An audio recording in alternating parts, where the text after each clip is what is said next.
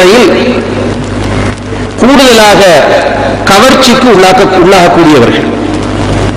கவர்ச்சிகளை பார்த்து அதில் வேகமாக லயிக்கப்படுவார்கள். இது ஆண்களுடைய ஒரு பலவீனம்.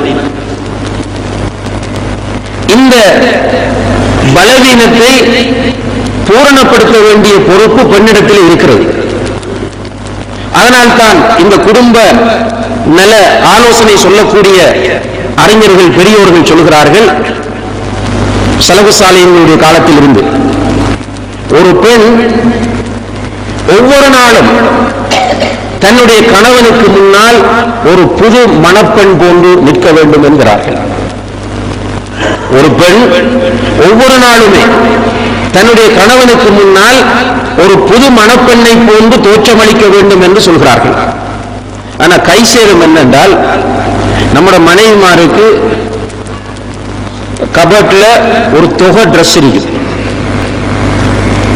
ஒரு பயணம் போக நீங்க ரெடியாக சொன்னா எதை சூஸ் பண்றதுலயே அவங்களுக்கு நேரம் போகும்.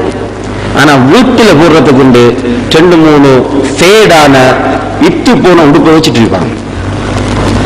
கணவனுக்கு முன்னால அந்த உடுப்போட எப்பவும் இருப்பாங்க.